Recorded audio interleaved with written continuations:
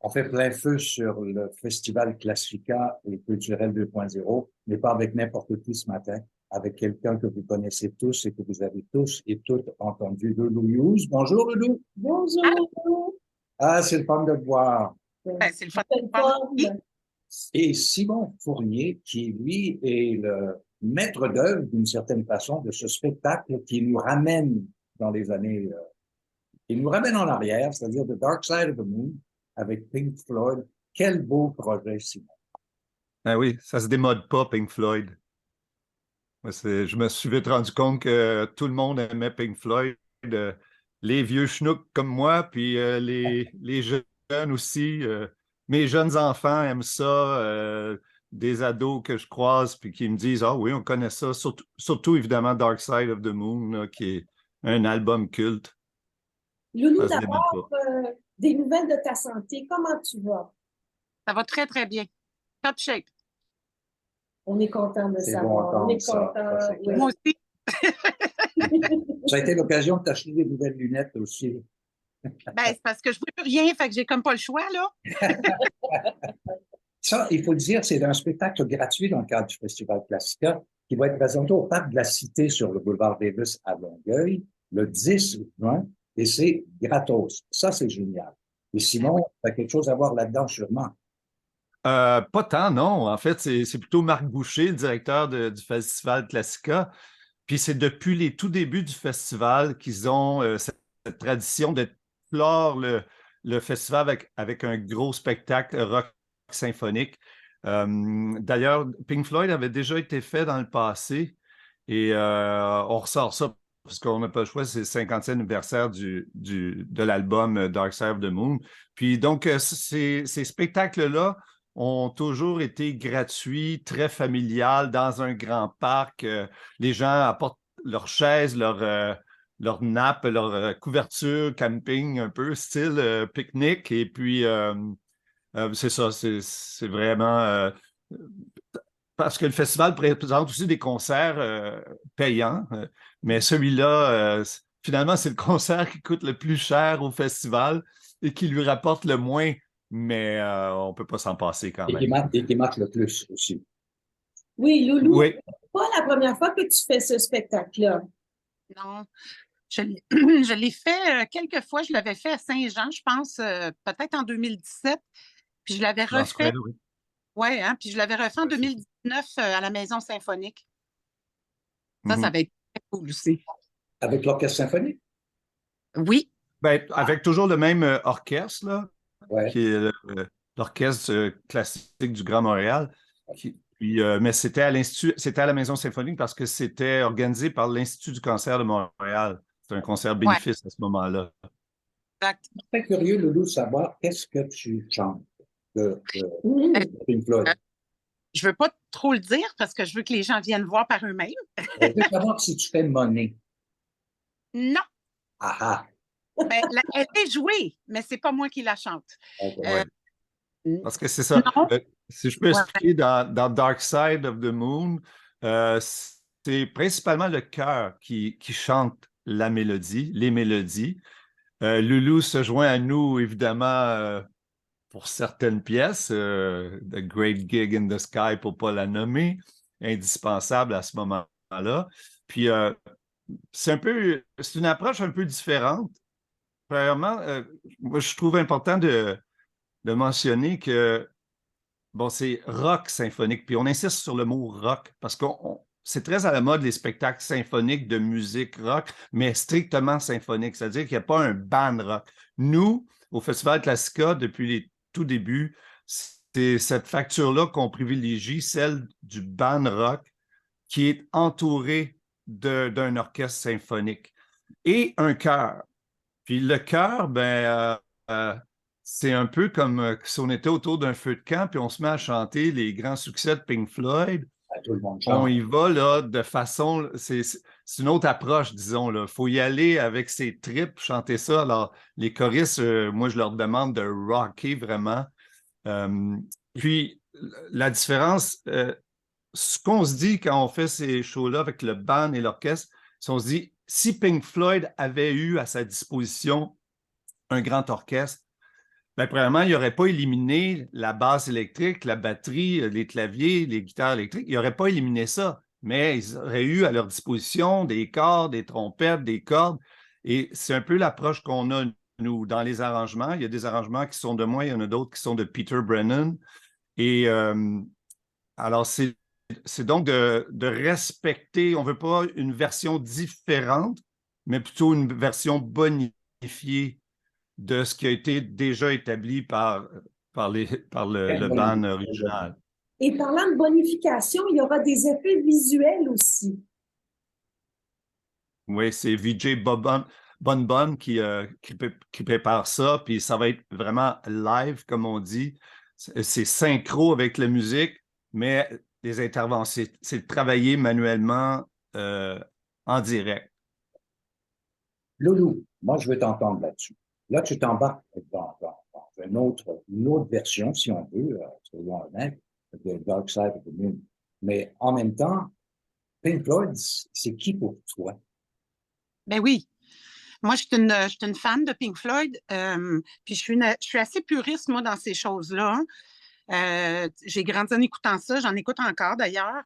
The Great Gig in the Sky, par exemple, c'est la pièce que toute chanteuse espère être capable de faire. Oui. C'est sûr que c'est un hymne, puis d'ailleurs, c'est d'ailleurs un hymne à la mort, selon les gars de Pink Floyd. Moi, mes parents écoutaient ça, j'écoutais ça chez nous. Ma fille écoute ça. J'ai amené ma fille voir d'ailleurs l'exposition Our Mortal Remains, puis elle a vraiment trippé. Elle m'a fait acheter un chandail de Pink Floyd à 45$. Et quand on est revenu, je lui ai dit un jour, Mélodie, tu vas me remercier de t'avoir amené voir cette exposition-là. Mais cela étant dit, j'aime beaucoup Dark Side of the Moon parce que ça me rappelle énormément de souvenirs. Puis, comme je disais, j'en écoute encore. Mais moi, mon album fétiche, c'est The Wall. Je suis une fan énorme de cet album-là. Je peux même presque dire que c'est un de mes albums préférés. C'est d'ailleurs de là que moi, j'ai pris beaucoup d'inspiration au niveau du sequencing, au niveau parce que mon premier album, il y en avait énormément, même le deuxième. Et ça vient beaucoup, beaucoup, beaucoup de The Wall. La première fois que j'ai vu ce film-là, ben, j'étais toute jeune parce que c'est sorti en 77 et j'avais pas l'âge. Moi, je l'ai vu peut-être en 78, donc j'avais 12 ans. J'avais foxé l'école, comme on dit très bien en bon québécois. Puis j'étais allée, je ne sais pas si vous vous rappelez, à l'époque, il y avait un cinéma dans le centre-ville de Montréal qui s'appelait le Cinéma York. Ben oui, c'est un très beau cinéma d'ailleurs. Un très beau cinéma, puis il y avait des équipements quadraphoniques. Quand on allait voir un film, là, c'était quadraphonique. Je pense que c'était le seul à Montréal qui avait ça. Puis tous les films de musique jouaient là. Tu sais, j'ai vu The Wall, j'ai vu The Song Remains the Same, j'ai vu Tommy the Who. Tous ces films-là, je les ai vus là. Mais pour ce qui est de The Wall, j'avais foxé l'école, puis j'étais allée voir ce film-là tout seul. Je m'étais assise dans le cinéma, puis le film a fini. Puis c'est les gens de la place qui sont venus me dire, ben là, faut que vous partiez. J'étais complètement époustouflée. Wow! C'est resté à ce jour vraiment un album pour moi qui est très, très, très important. Ben, je dois dire sur le plan personnel qu'un de mes fils a été fortement influencé par The Wall. Il a même fait un bref séjour chez les punks. On la tête rasée, les bottes, tout le kit. Et puis, mais il en est revenu. C'est-à-dire qu'on peut aller dans le dark side de Pink Floyd, mais en même temps, il y a une porte de sortie. Tu sais, à un moment donné, on l'apprivoise. Est-ce que tu as réussi, Simon Fournier, à apprivoiser Pink Floyd? Ben, oui, j'espère. Il y a quelque chose aussi de très planant dans leur musique et puis qui, justement, parlait de la mort, là, de Great Gig in the Sky, mais il y a beaucoup de sérénité, je trouve, aussi dans cette musique-là. On passe par le côté dark, mais on dit souvent que c'est au bout de la noirceur qu'apparaît, jaillit la lumière. Puis je trouve qu'il y a toujours ça avec... ça finit toujours par aller de ce côté-là avec Pink Floyd. Après Dark Side, d'ailleurs, c'est là qu'on qu'on fait en deuxième partie plusieurs chansons de The Wall. Et là, Loulou est mise à contribution en tant que soliste davantage, là. Alors, ouais, c'est ça. Pour moi, c'est apaisant, là. Je ne vois pas juste le côté son, même dans The Wall, là. C'est très apaisant. Même les refrains dans Comfortably Numb, par exemple. c'est- Alors, il y a moyen d'écouter Pink Floyd en n'étant pas totalement écouté, tu sais. Il y a, Pardon? tu sais, J'ai pas compris. il y a moyen d'écouter Pink Floyd en n'étant pas tout à fait gelé. Ben, La musique fait la job. C'est ça. exactement. Sinon, ça doit te changer des opérettes que tu diriges pendant l'année. Ben oui. Oui.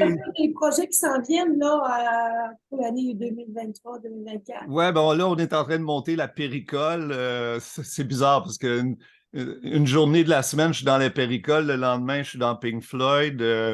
Dans mes trucs de musique pop à moi-même aussi. Mais là, c'est ça, la péricole, ça va être à l'automne, toujours avec Alain Zouvi comme metteur en scène. Ah. Oui. Puis, mais pour moi, là, les genres, là, j'ai toujours eu de la misère avec ça. Moi, je suis un amoureux de musique. Mon père était comme ça, grand mélomane, et puis on passait d'une pièce jazz à une pièce rock à une symphonie de Mahler.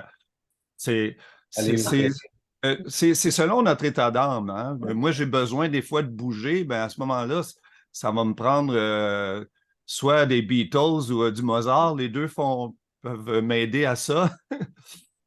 Alors, En autant que la musique soit bonne, tous les ouais, styles, c'est ça. Il n'y a que de la bonne ou de la mauvaise c'est musique. ça, exact. C'est les deux genres. Loulou, comment se dessine ton été après ce concert Pink Floyd? Ben, ça, c'était un moment fort là, du début de mon 10 juin. Mais j'ai aussi un spectacle le 8 juillet à Drummondville dans le cadre de la Règle de filles qui est au profit de la Fondation Cancer du sein du Québec, dont je suis la présidente et la porte-parole. Comme je disais, c'est pour la Fondation. Cet été, cette année, le 8 juillet, on va être plus de 1000 femmes à moto. Avec les bénévoles, la sécurité et tout, on va être à peu près 1400 là, sur la route à faire le trajet, ce qui est incroyable. Je ne savais pas que tu étais motarde. Ben, moi non plus, je ne le savais pas. Je l'ai su il y a 5 ans. Parce que je ne l'étais pas. Est-ce que tu as une grosse cylindrée? J'ai une grosse Harley Davidson, oui, qui m'est commanditée chaleureusement et gratuitement par Carrier Harley Davidson, ouais. Chanceux. Et plus sont grosses, plus je les aime. Je devrais quand même. C'est ça, le news. C'est en plein ça. Mais, les amis, oui. Mais tout ça termine le 8 juillet, donc on fait la règle dans la journée, on amasse des sous, tout ça, puis ça se termine avec un spectacle au Centre Expo Cogeco à Drummondville, avec artistes invités, Brigitte Boisjoli, Luce Dufault, Kevin Parent, les choristes dans de l'univers, mon frère, un gros show qui est ouvert au public au coût de 30 $. C'est vraiment pas cher, mais tous les profits vont à la Fondation. Ah, bravo, franchement. Bravo de t'impliquer comme ça, Loulou. On appelle ça redonner. Oui. Tu as reçu, puis tu redonnes. Moi, je trouve ça un geste humanitaire que je respecte beaucoup. Merci beaucoup, Loulou. Simon Fournier, merci. Merci aussi. On rappelle que le spectacle a lieu bien. Tiens, Simon, je te laisse le mot de la fin. Ah, ben, c'est ça. Le 10 juin, à 9 h le soir, dans l'immense parc de la Cité de Longueuil. Je dis 9 h, mais pensez là, qu'il y aura des rues fermées. Alors, calculez du temps pour vous rendre de votre voiture ou du transport en commun jusqu'au site, jusqu'à la scène. Puis, ce sera évidemment donc Loulou comme grande vedette de ce spectacle-là avec l'orchestre. Le chœur, c'est le chœur de l'Opéra Bouffe du Québec, justement. Puis une centaine de personnes sur scène, puis du visuel. Ça va être très plaisant. Il y a aussi la présence de DJ Bonboon. Oui, alors on invite tout le monde. C'est familial, là, 7 à 107 ans. Et c'est gratuit aussi. Et c'est gratis. Merci, Simon. Merci, Loulou. Merci à vous deux. Merci. Bye bye. À bientôt, Loulou. À bientôt.